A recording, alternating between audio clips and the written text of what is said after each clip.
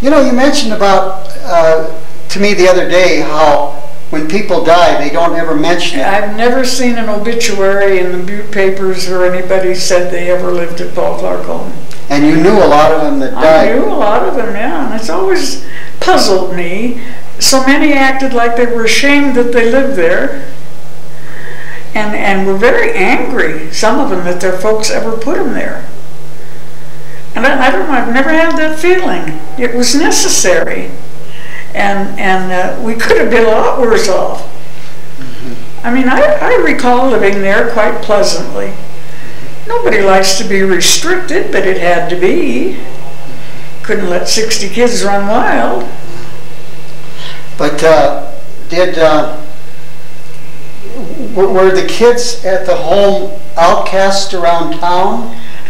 I didn't think so. Not at that time. I've heard that in later years this was the case. Well, while you were in the home, did you ever have any friends from outside the home? Oh, sure. The kids you went to school with.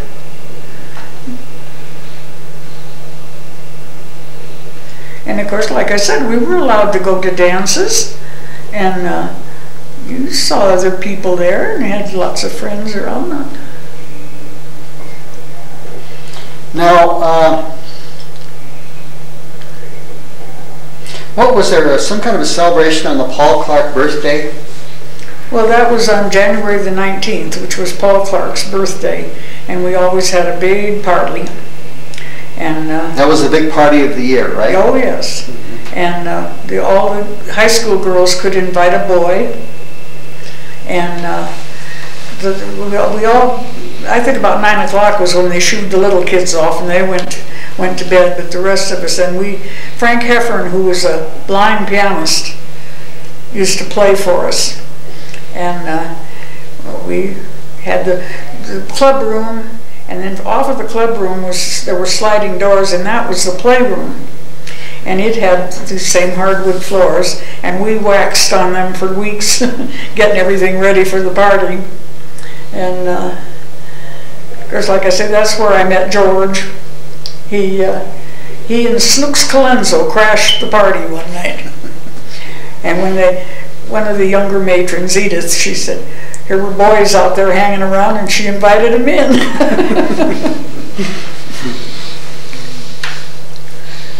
How was the holidays? What were they like? Well, Christmas, of course, was a big holiday. Anytime there was an excuse to have, a big meal or something, we had it, like Christmas and Easter. I mean, Thanksgiving, there was always turkey and all that. But Christmas, the home gave everybody 2 gifts.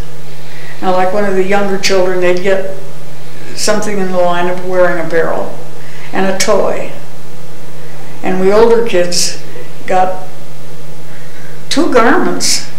I know the one year I was there, I got a coat, and I think I got a hat too. That was 3, and a dress for Christmas. Did kids get gifts from outside the home? Many get. Oh, they may have. I don't remember that. They would from their families, I think. But Mrs. Betters take that shopping list, and she shopped at Hennessy's, and nothing was cheap. Boy, we had good things that she bought.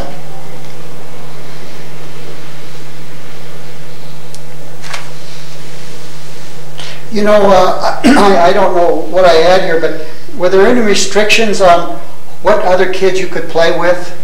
That we could play with? Yeah, or associate with?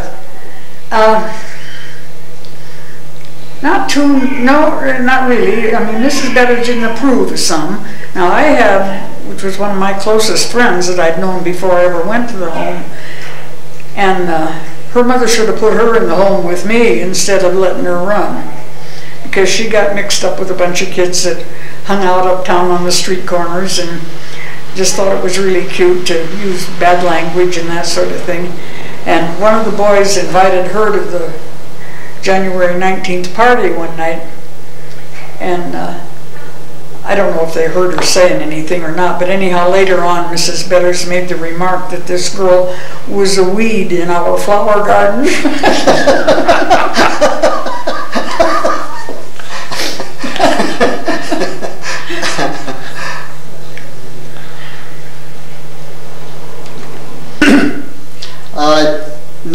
then, why did you leave the home, and when did you leave the home? Well, it was probably 34 or later, I'm not sure, but it was after they'd started work on the Paul Clark home. Before it cut down. And were you already through the second year of high school? I was in my third year. You were in your third year of high school. And Prohibition had been repealed, so the bootleg business went to hell. And so Mother had closed that up, and she had went up to Glasgow to go to work, because that's where all the work was then, because of the dam. And the Fort Peck Dam. Fort Peck Dam. So I went up there later, after she had gone. And where did you go to? To Glasgow. To Glasgow. Is that where you stayed? Yeah, at that time. Then I came back to Butte to go to beauty school. Now, how far was Glasgow from where the dam was? Well, 30, 40 miles. Did you drive out to see the dam? Did I drive out? No, I didn't do it. But I've seen the dam being built, yeah. You did see it being built? Oh, yeah. Mm-hmm. And were there, what was it like around there at the time? Well, of course, there was the main town of Fort Peck, which was government owned and built. And I don't know especially who the people were that lived in those houses and so on, but had to be officials and what was the Corps of Engineers and that kind of stuff. Those are the people that, because they were the ones that built it. But around their area were these, what do they call them, those little towns that just pop up? Boom towns. Boom towns, okay. I don't think that was it, but anyhow, there were lots of them. Tar paper shacks and little trailers and you know, just anything to live in. And when we moved out there, Mother had gone to work at the casino in Wheeler, and we lived there. The casino had an upstairs hotel, so we lived there. And I went to work in the casino too, as waitress. Was it a food waitress? Food or drink waitress or what? Food. Well, yeah, they had drinks. They had a bar on one side and a restaurant and dance floor on this side. Music every night. Oh, I'll tell you, we talk about boom times. That was great. Hadn't had days like that. A long time. That was the end of the Depression for us. In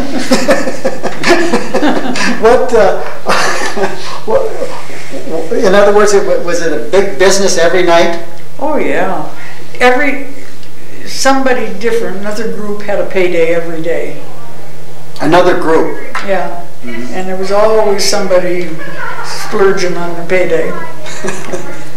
It was busy, it really was. And then of course they had taxi dancers. They didn't have where I worked, but that was where Ruby Smith had her place. And of course there were a lot of others. But the taxi dancers,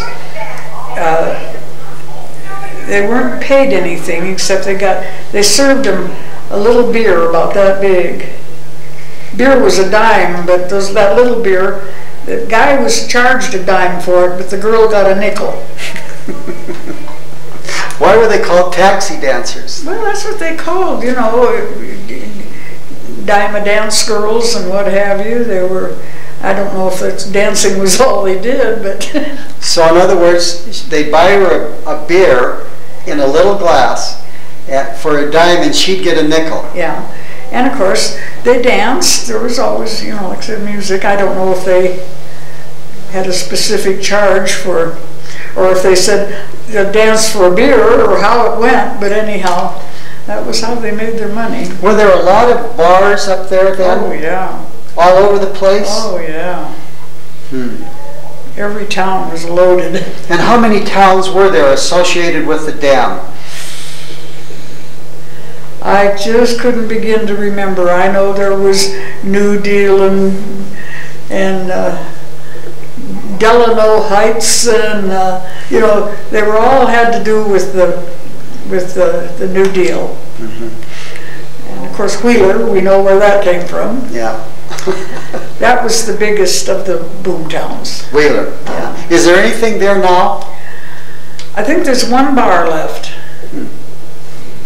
I've been back and seen that, and they've got a lot of souvenir stuff around there from those days, pictures on the wall and so on. You know, the first issue of Life magazine featured Fort Peck Dam, and Margaret Bourke-White did all of the photography, and they not only did the dam, they came in and did the boomtown. They did Wheeler, and in that issue of Life. Yeah, the Wheeler Inn, that was where Ruby Smith had her place, and she had a big table where the suckers sat.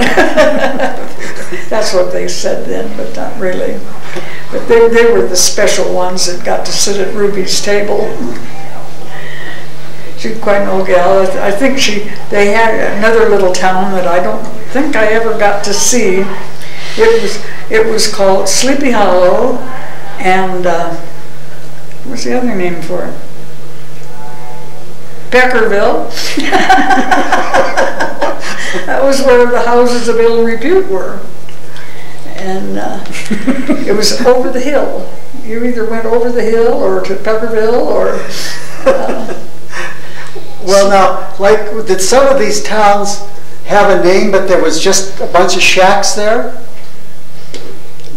Get a group of shacks together and name a town. That's about what it amounted to. And so this would be the 30 miles from Glasgow to the dam, right? Well, Glasgow maybe to Wheeler, and then it was probably about 10 miles from Wheeler out to the dam. But where were most of the shacks at? Right around Wheeler? Well, each town had its own bunch of shacks. Wheeler had its, and but where were the towns? Were the towns between Wheeler and Glasgow, or between Wheeler and the dam? They were kind of, I don't know how to explain where they were. From where they were building the dam, there was another area, kind of down, almost at river level. You know, I mean. There were just a lot of little towns scattered all around. And how long were you there? A couple of years, I guess. I don't remember. Couldn't have been more than that. And then, did you go to school there? No. So you didn't finish high school. And where did you return to Butte then? Well, before I went to work at the casino and all that, I had returned to Butte. Oh. Yeah. Oh, and went to beauty school? Yeah. And then after beauty school, beauty school, then I went back. Oh. Mother was at Wheeler then, and that's when I went to work in the casino. And that's when times were really good, huh? Oh boy. Now, when you came back to